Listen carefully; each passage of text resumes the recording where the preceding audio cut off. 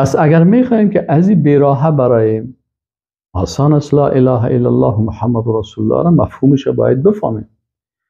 مفهوم لا اله الا الله اولش کفر به معبودان باطل هست. معبود باطل، بسیار کسایی هستن که لا اله الا الله محمد رسول الله میگن 1000 مرتبه، 2000 مرتبه، 3000 مرتبه به زبان گفته میره، اما از دیدگاه عملی میرن در مقابل یک مخلوق بر از رکوع میکنن، بر از سجده میکنن، بر از عاجزی خود میگیرن. حتی بعضی اوقات یک کسی میبینید در مقابل یک قبر هم تو دستای خود مثل با حالت نماز از گرفته، بسیار به شکل عاجزی اما تو استاد است. و حتی اگر برشان بفهمانی نمی ما تشنام میته و گپای بیهوده میگه و بالاخره سرت انتقاد میکنه. اما یک کسی هست که میخواه که از این منجلا و از این غلطی ها و از این اشتباهات خود خلاص بکنه، پس بیاین لا اله الا الله را مفهومش بفهمیم. مفهومش چی است؟ 3 رکن داره. رکن اولش کافر شدن به معبودان باطل. رکن دومش کافر شدن به قانونگذارایی که ضد شریعت الله قانون میسازن. و تمام این قوانین و قانونگذارا چی هست؟ کافر شدن است. و همین کسایی که قانون شریعت ضد الله میسازن یکی هستن، ایره طاغوت میگن. علامه ابن قیم جوزی میگه که طاغوت 3 قسم است: من معبود و متبوع و مطاع. میگه یا معبود است که عبادت میشه و به عبادت خود قناعت داره، اما اگر قناعت نداره بعد از مرگش کسی رو عبادت کرده او باز داخل نمیشه، این طاغوت گفته میشه. یا مثلا متبوع هست که متابعت از او میشه در چی؟ در آنچه که میگن، مثل احبار و رهبان، علمای درباری. حالا اگر شما یک عالم دیدین، خلاص وقتی که معنای کلمه را فهمیدین، دیدی که مثلا اینجا یک عالم هست، خدا عالم میگه لکن مردم به دموکراسی دعوت میکنن. خب میفهمی که عالم چی هست؟ عالم درباری هست و کسی هست که به خاطر مال و خانه و امتیازات ضد دین گپ میزنه. خب برای تو خب میگه دیگه الله برای ما و شما عقل داده، وحی داده، قرآن است و سنت است. پس در آینه قرآن و سنت هر عالم میبینیم. کدام عالم گپش به قرآن و سنت برابر است، اونجا فهمیدی که ولا معبودان باطل کلش رد شد. بله، پس حال یک عالم هست قرار در چوکی شیشته و مردم میگه بین برای ما رکوع بکنین و سجده بکنین، یا نمیگه قرار هم تو شیشته مردم برش رکوع و سجده میکنه و هیچ مانعت نمیکنه. پس میفهمی که خودی عالم به طاغوت مبدل شده است. مطبوع هست، طاغوت مطبوعی را میگه. یا مثلا خود عالم از طرف درس قرآن میته، در جریان درس قرآن خود مردم به طرف سیکولاریسم، به طرف قوم پرستی، به طرف دموکراسی دعوت میکنن. یک عالمی که میخیزه و میگه قوم ما از دیگه قوم ها کده بهترتر است و قوم ما و شما باید به این قوم خود افتخار بکنیم، خب این کلمه کفر است که میگه. چطور افتخار به قومت میکنی؟ در قومت کمونیست نیست، در قومت هندو نیست، در قومت بیدین نیست، در قومت بی ایمان نیست، منافق نیست. در قوم رسول الله صلی الله علیه و سلم نبود. ابو جهل از قوم پیغمبر نبود، ابو لهب کاکای پیغمبر نبود. حالا بخیزیم افتخار بکنیم برای ابو لهب به خاطر که از قوم پیغمبر است. خود کفر است. پیغمبر صلی الله علیه و سلم امونجا بلال حبشی را احترام میکرد و ابو لهب برش گفت که تبت یدا ابی لهب و تب ما اغنا عنه ماله و ما کسب سیصلا نارا ذات لهب. اینمی کاکای ما که از قوم است و کاکای ما است و قریشی است و عرب است، کل مواصفات داره لکن وصف ایمان نداره، سیصلا نارا، آتش دوزخ داخل میشه. حالا که شما مثلا میخیزین و میگید که من به قوم خود افتخار میکنم، به این معنا که اگر در قوم کافر هم است افتخار میکنم. خیر، افتخار به ایمانت بکو، به عقیدت بکو، به توحیدت. الحمدلله، شکر بگو که من الحمدلله من عقیده درست دارم. بنابراین چرا جوانای راگم هستن؟ تو جوانی که راگم است علتش میفهمی چی است؟ علتش چی است که لا اله الا الله را برات کس درس نداده، یا لا اله الا الله را مفهومش نفهمیدی، یا اگر فهمیدی سر خود تطبیق نمیکنی. اول باید انسان از خود شروع بکنه. آیا من از یک انسان وقتی خانم لا اله، آیا من میتونم که دموکرات باشم؟ من خود نمیتونم. چرا نمیتونیم؟ به خاطر از اینکه دموکراسی قانون زمینی هست. دموکراسی غربی قوانین هست که غربی ها ساختن، انسان ها ساختن و کسایی که بیدین بودن اونا ساختن و قوانین شرقی که مثلا در روسیه و در تاجیکستان و ازبکستان و در این منطقه تطبیق میشه قوانینی هست که اساسش از مارکسیسم و از لنینیسم و از این چیزا گرفته شده هست. پس این ما پذیرفته نمیتونم. چرا؟ اگر بپذیرم تکر از با لا اله الا الله، یعنی اینجا انسان باز منافق گفته میشه که در زبانت حمد گویا در دلت پیدا صنم، ای به باطن کافر و ظاهر مسلمانی چی شد. در زبانت میگی که لا اله الا الله محمد رسول الله، اما باز می دعوت میکنی به طرف دموکراسی. از این خاطر برادر عزیز، خواهر محترم، اساس چی هست؟ لا اله الا الله محمد رسول الله. یک آینه کلان است، در این آینه هر کسی را بگذار، اولش مرا بگذار. اگر دیدی گپ ما مخالف از سر ما چلیپا بکش. ما خو معیار نیست. معیار کی است؟ محمد رسول الله صلی الله علیه و سلم والذین معه. کسایی که همراهش بودن کی بودن؟ اصحاب رسول الله صلی الله علیه و سلم. بس به منهج صحابه، ببین صحابه چه قسم عمل میکردن. متوجه هستید؟ اینال هر کسی که مثلا قوم پرستی میکنه یا وطن پرستی میکنه یا به نام قوم جنگ میکنه یا به نام وطن جنگ میکنه، بازی جنگ ازی جنگ اسلامی نیست. جنگ ازی جنگ چی است؟ جنگ قومی هست.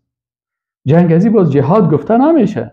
چرا؟ جهاد در اسلام تعریف است که لتکون کلمت الله هی العلیا. جهاد مجاهد انسان مسلمان به خاطر چی میجنگه؟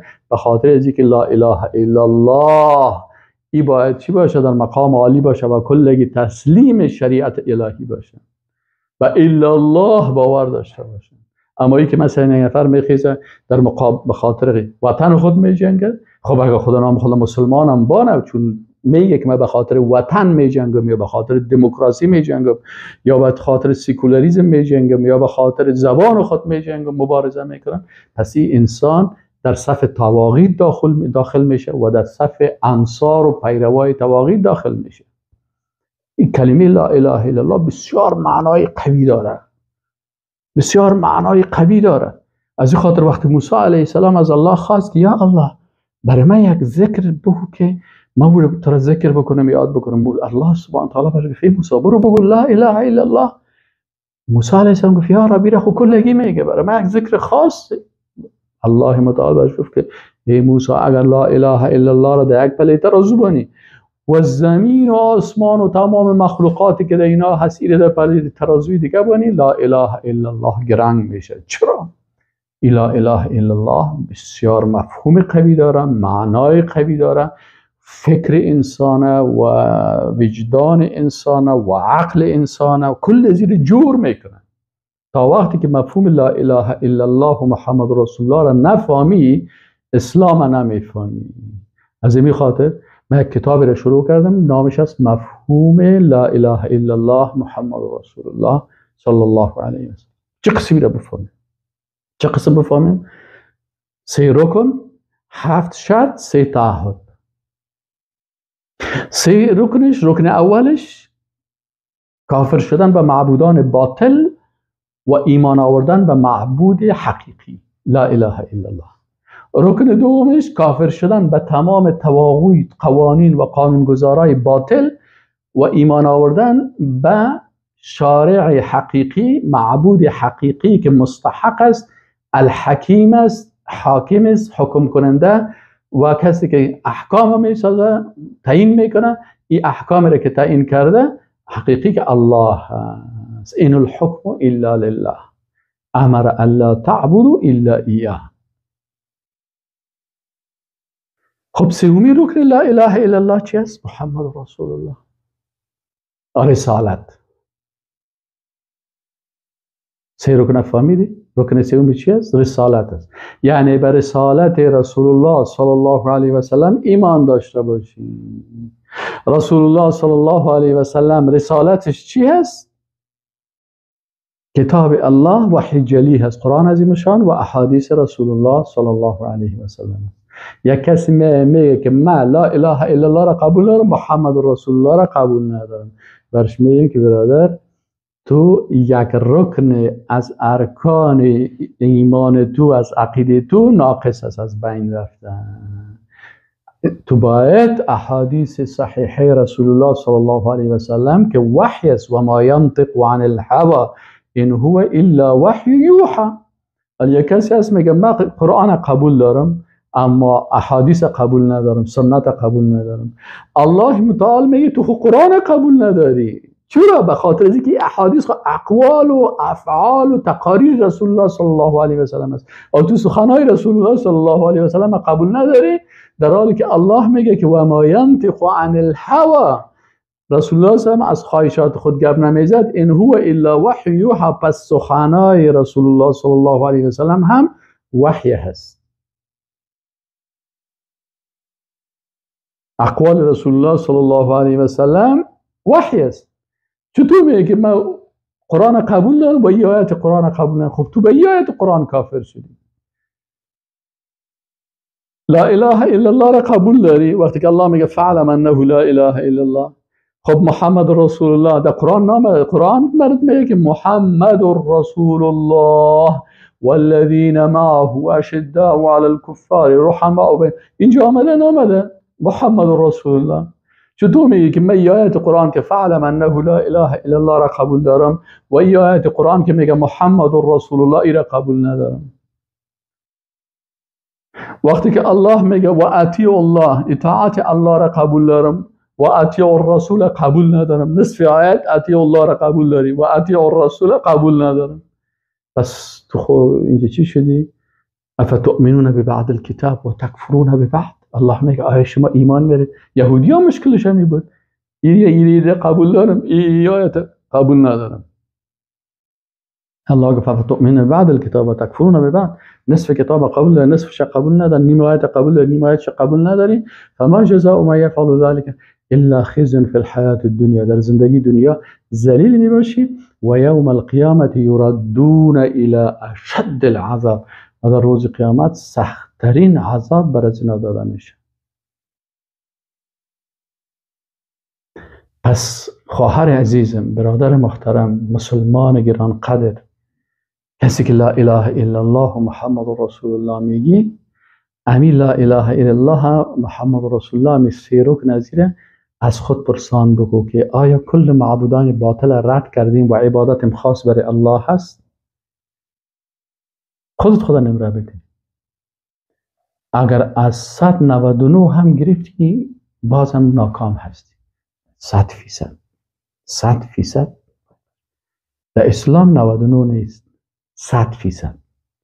کل معبودان باطل 99 تایش رد کردم، همین 100مش هم رد کو، باطل از رد کو. فقط واحد، الله واحد. 100% معبودان باطل کلش باید رد بکن. تو کاملا ذهنت از معبودان باطل پاک باشه و معبود حقیقی الله هست. باز می از خود پرسان میکنی آیا تمامی قوانین و قانونگذارا و مفکرین و اندیشمندا و تیوریسن هایی که ضد شریعت الله اندیشه دارن، فکر دارن، قانون دارن، کل از اینا را ما رد کردیم؟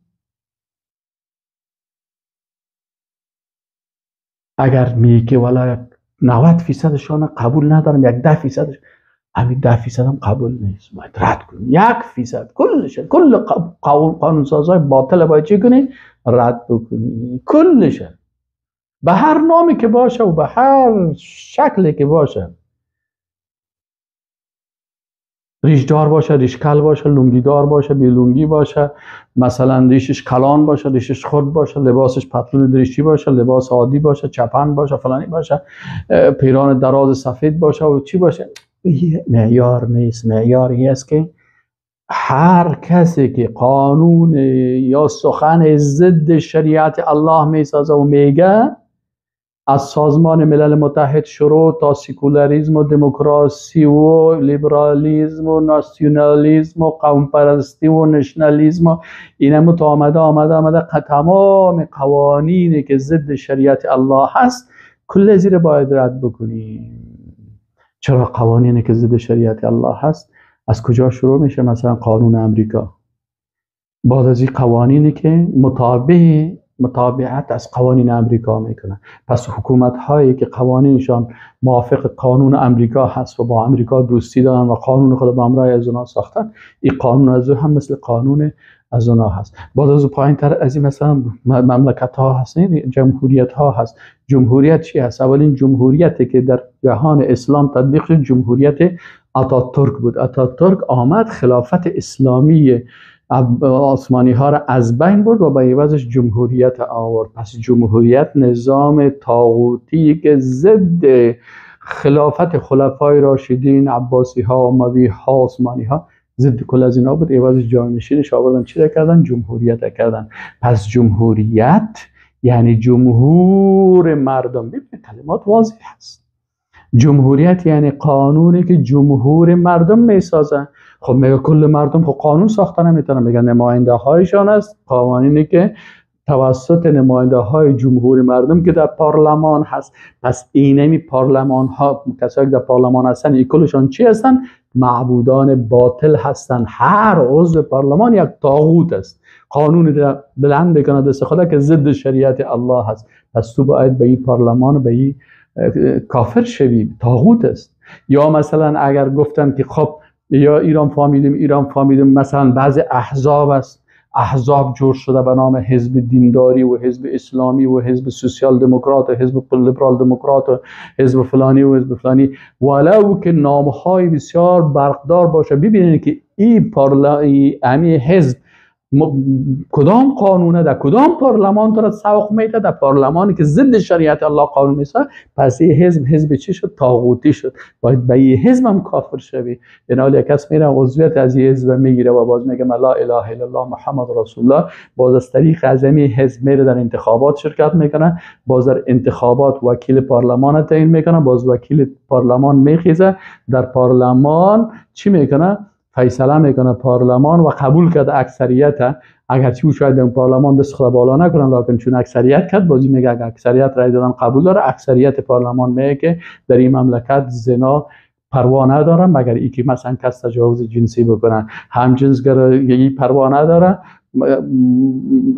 یعنی قانونی هست و این جرم پنداشته نمیشه. و شراب مثلا به این شکل. پس این حزب ولو که نامش یک حزب دینی و اسلامی باشه و تو را به اون طرف سوق میته، این حزب چی است؟ حزب طاغوتی هست. عقلت در کار بردو اگه فهمی ما ولدمی حزب رفتن نمیتونم، حزب دینداری است به نام اسلامی، نسا کنن فلانی احزاب اسلامی هست، نامش هم اسلامی گذاشته شده هست. اما این حزب اسلامی چی میکنه؟ هدفش چی هست؟ داخل شدن در انتخابات و رای دادن به پارلمان و اشتراک کردن در انتخاباتی که در اون سیکولرهاست، بیدیناست، کافراست، بیدین از کلگی حق مساوی دارن و در اینجا دارن اجباریتی برای اسلام و دینداری نیست. و باز اینمی مردم ها باز قانون میسازن و قانون از اینا بالای مردم تطبیق میشه. خب تو خودت خیستی از طریق زمین حزب به نام اسلامی و دینداری خود داخل کردی در چی؟ در گروه طاغوت. یا میفهمی که حزب به نام اسلامی و دینداری مردم به قوم پرستی دعوت میکنن. اکثرا احزاب هستن قوم پرست هستن، سنگ پرست هستن، به نام زبان و قوم کار میکنن، برش یک چیز اسلامی میتونن. پس انسان مسلمان وقتی که لا اله الا الله را معنایش فهمید، ولا مسیح رکن لا اله الا الله را فهمیدیم، وقتی که انسان ارکان لا اله الا الله را فهمید، باز بعد از اون ولا من نمیتونم که مد این حزب در این گروه برم.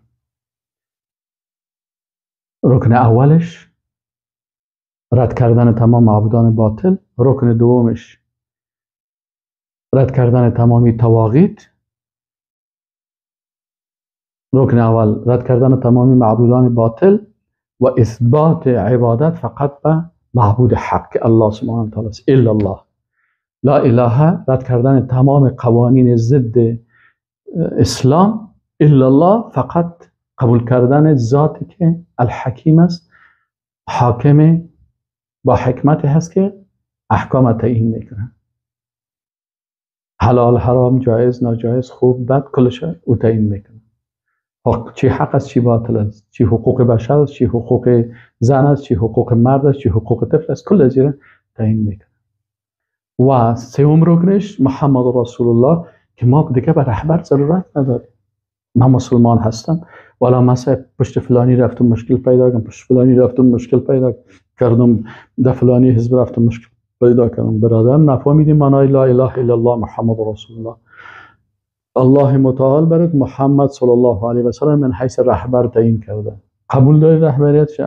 قبول داری که رهبرت، مرشدت، راهنمایت، پیرت، بزرگت محمد صلی الله علیه و سلم است؟ قبول داری 100%؟ اگه قبول داری پس نیازی نداری دیگه به دیگه اشخاص که تو رهبر بگیری یا مرشد بگیری یا راهنما بگیری یا پیر بگیری یا بزرگ بگیری. و محمد رسول الله صلی الله علیه و سلم چی کمی هست در شریعتی که رسول الله صلی الله علیه و سلم آورده؟ والا فلانی شخص از بسیار قلب خوب داره، قلبش از قلب رسول الله صلی الله علیه و سلم که پاک است. درباره قلب از او چی اومده؟ درباره قلب رسول الله صلی الله علیه و سلم الله گفته که الم نشرح لك صدرك ووضعنا عنك وزرك. قلب رسول الله صلی الله علیه و سلم پاک است که الله با آب زمزم ملائکه آمدن و برشش دادن و یک مرتبه نه چندین مرتبه در طفولیت و در بزرگی. اخلاق نیست در شریعت؟ و انک لعلی خلق عظیم. آیا از اخلاق رسول الله صلی الله علیه و سلم که در اخلاق بهتر است؟ پس چی نیاز داری؟ رهبرت رسول الله صلی الله علیه و سلم. عقیده از عقیده رسول الله صلی الله علیه و سلم که در عقیده خوبتر پیدا میکنی؟ نخیر. از رسول الله صلی الله علیه و سلم کرده اخلاق، معاملات، ایمانیات، تقوا، کلش عبادات، کل جهت ها رسول الله صلی الله علیه و سلم کامل هست. پس اگر از رسول الله صلی الله علیه و سلم در کل چیزا اطاعت کردی و واقعا رهبرت رسول الله صلی الله علیه و سلم گرفتی، خلاص راحت هستی، هیچ مشکلی برات وجود نداره در زندگی.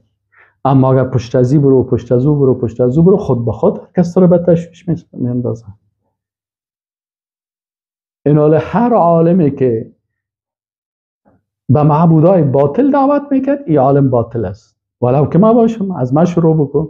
هر عالمی که به طواغیت دعوت میکرد طاغوت است و پیرو طاغوت است، چلی پا سرش بکش. و هر عالمی که سخنش مخالف سخن رسول الله صلی الله علیه و سلم و عمل رسول الله صلی الله علیه و سلم بود او رو رد بکن. احیانا از پیش ما یک حدیث ضعیف تیر میشه در کتاب، مثلا یک عالم میگه حدیث صحیح است، ما بریم بگیریم و درس میدیم و یک کسی پیدا میشه و میگه استاد اینمی حدیث صحیح نیست. بچش السمع و الطاعه لرسول الله صلی الله علیه و سلم.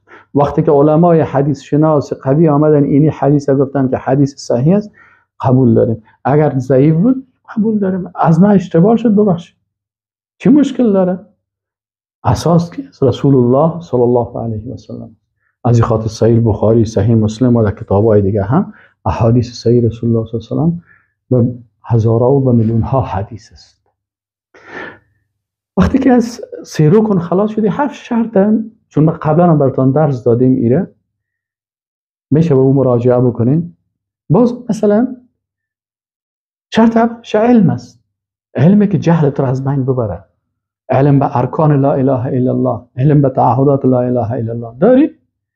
این شرط اول است. اگر نداری مطالعه بکن و بخوان و بفهم. متوجه هستین؟ شرط دومش یقین است، یقینی که شکت رو از بین ببره. وقتی که لا اله الا الله محمد رسول الله میگی، اتو به قرآن و اتو به سنت یقین داشته باشی که اگر دشمنای اسلام در هر بخش دین یک شک پرتن کاملا رد شوند. اتو یقین باید داشته باشی. ما به خاطر این تیمش درس دادیم براتون را قبول. شرط سوم کلمه آیا ما اسلام اما تو قبول دارم که هیچ چیز رد نکردیم، یا تو قبول دارم که مثلا والا یگان چیز به مزاجم برابر نیست. اگر تو با کلمه لا اله الا الله محمد رسول الله یقین کامل داری، متوجه هستی، اینا باید چه قسم قبول داشته باشی که هیچ چیز از این رد نکنی. السمع و الطاعه. شرط چهارمیش انقیاد و تسلیمی. آیا به لا اله الا الله محمد رسول الله، الله وقتی که معبود حقیقی هست، آنچه که عبادت ها را گفتن کلش قبول داری؟ تسلیم هستی به کلش؟ بله. به تمام احکام الله تسلیم هستی؟ بله. به رسالت رسول الله صلی الله علیه و سلم تسلیم هستی؟ بله. هیچ چیز ترک نمیکنی؟ حالا واقعا مسلمان هستی. هیچ برات مشکل بازی و تشویش میشه. صدق آیا تو صادق هستی؟ با الله راست هستی؟ با اسلام راست هستی؟ قلب و تو زبان تو دستات کلش یک قسم است؟ یا ای که در بین از یگان غلطی و فریب کاری هست؟ از بین ببر. صدقی که در اونجا هیچ چیز کذب ندانی، کل آنچه در اسلام از شریعت الله از کتاب و سنت است این حق است و هیچ چیز از زیر غلط و دروغ فکر نکنی و با الله سبحانه و تعالی صادق باشی و پیغمبر صلی الله علیه و سلم راست و صادق باشی. هستین؟ اگر بودی ببین که چقدر باز لذت ایمان بر پیدا میشه. شرط ششمش اخلاص است. اخلاصی که 100% عبادتت و اطاعتت مخصوص الله باشه، هیچ مخلوق در نظرت نمیری، کل شرک از بین میبره. اخلاص واقعی کسی دیگر شریک نمیسازی. اما تو اخلاص داری؟ بله. اگر همین قسم اخلاص داری که هیچ کسی را شریک نمیسازی، ریا نمیکنی، تکبر نمیکنی مثلا، ولی این کار به خاطر فلانی خفه نشه و فلانی خفه نشه، الله خفه نشه، رسولش خفه نشه، کل فکرت همی باشه والا این کارو چرا میگن الله خفه نشه، رسولش از پشما خفه نشه.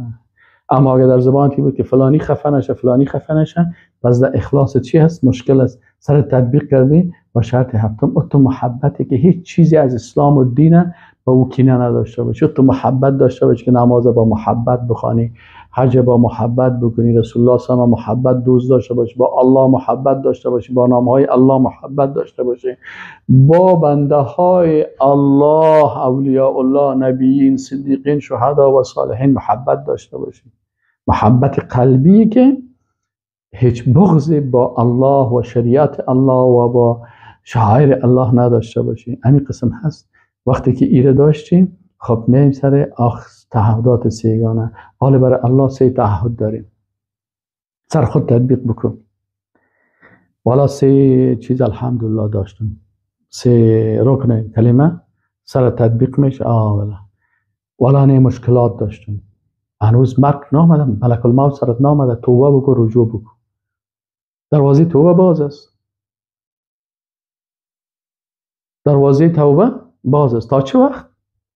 تا که ملک الموت به چشمت ندیده باشی. ملک الموت که دیدی باز دیگه خلاص است. تا وقتی که آفتاب از غرب طلوع نکرده بود. آفتاب که از غرب طلوع کرد که قیامت شد، باز توبه قبول نمیشه. هنوز که ملک الموت ندیدیم، هنوز که چیز تا صبح نمان عمل دستی که می درس شد، یا الله توبه کردم، رجوع کردم، استغفر الله استغفر الله، و به الله رجوع میکنی و خدا انشاءالله جور میکنی. حالا تعهدم اخوالا هفت شرط می ولدینی شرطش کمک مشکل دارم به این شرط جور بکنی، جور میشه. متوجه هستین؟ بعد از مهم در تعهدات سیگانه در کلمه لا اله الا الله محمد رسول الله ما 3 تعهد با الله میکنیم. تعهد اول ما با الله چی تعهد کردیم؟ یا الله بغیر از ذات تو هیچ معبودی را که دعوای عبادت میکنم من عبادت نمیکنم. بغیر از ذات تو فقط تو را عبادت میکنم یا الله. اگر عبادت فکری هست، اگر عبادت قلبی هست، اگر عبادت زبانی هست، اگر عبادت بدنی هست، اگر عبادت مالی هست و اگر عبادت تشریعی و تقنینی هست، هر 6 قسم عبادت یا الله خاص برات میگه. تعهد اول است. آیا این تعهد حفظ داری کردی؟ اگر کردی تعهد اول ماشاءالله.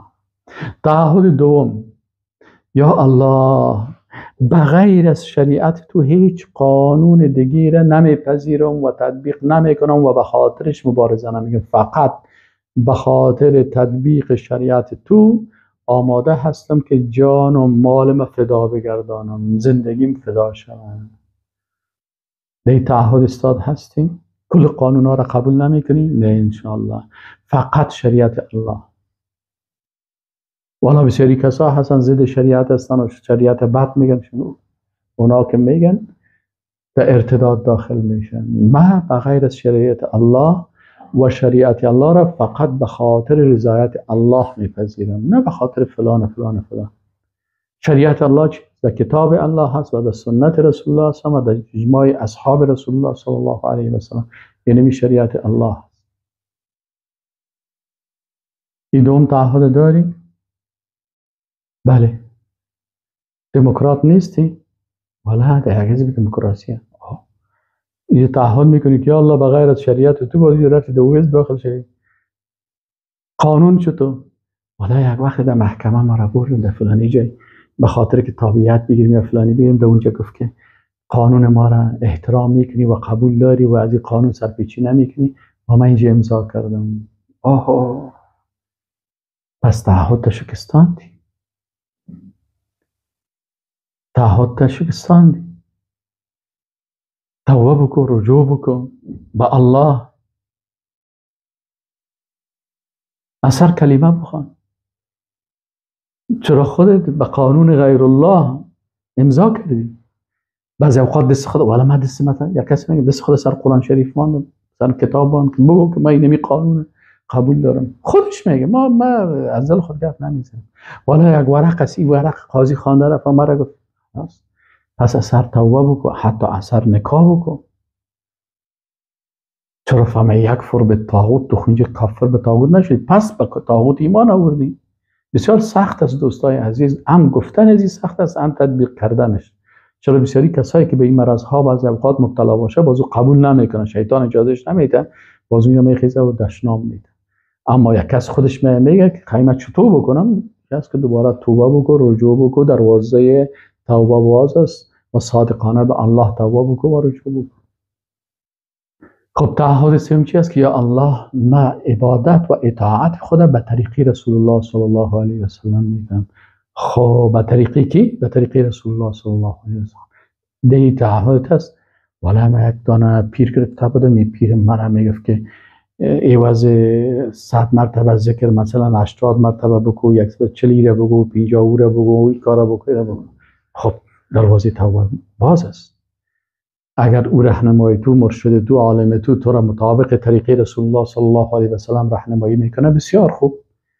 یک کسی پیش ما اومد گفت که مثلا اون کسی که برای ما گفته، مثلا گفته 100 مرتبه سبحان الله بگو، یا مثلا در حدیث گفته 33 مرتبه سبحان الله بگو. ما اگر مثلا این برای ما گفته که 300 دفعه بگو، حالا 3 دفعه 33 مرتبه خوب است یا 300 مرتبه هست؟ ما گفتم خیلی مثلا نماز صبح 2 رکعت فرض است. یک نفر میخیزه میگه نیت کردم بخوانم 10 رکعت نماز فرض صبح. حال 10 رکعت خوب است یا 2 رکعت خوب است؟ گفت نه 2 رکعت خوب است، به خاطر اینکه این در قرآن و در سنت ثابت است. حکم الله و اطاعت از رسول الله صلی الله علیه و سلم است. خلاص وقتی که 2 رکعت نماز فرض نمیتونی که 10 رکعت بسازی با زیادت خوب، پس در هر چیز اگر به طریقی رسول الله صلی الله علیه و سلم بود، رسول الله صلی الله علیه و سلم برای ما و شما در عبادات چی رو یاد دادن؟ مثلا 6 چیز برای ما تعلیم دادن. نوعیت عبادت که چی عبادت است، چی عبادت نیست. نماز عبادت است، بیان کرده آیات حدیث کنید. نوعیت عبادت، کمیت عبادت، چقدر عبادت بکنیم، کیفیتش با کدام شکل عبادت بکنیم، زمان عبادت، مکان عبادت، وسایلی که در عبادت استفاده میشه، کل از این بر ما بیان شده است. مثلا قربانی میکنی، وسیله قربانی چی هست؟ گاو، گوسفند، گاو میش، شتر، بز، اینی است. آیا یک نفر میتونه یک آهوی بسیار چاق قیمتی که 1 لک قیمتش هست اینو بگیره به عوض یک بز که 10,000 قیمتش هست؟ با آهو نمیشه. بز، گوسفند معلوم است. متوجه هستین؟ پس به این شکل اینی هست.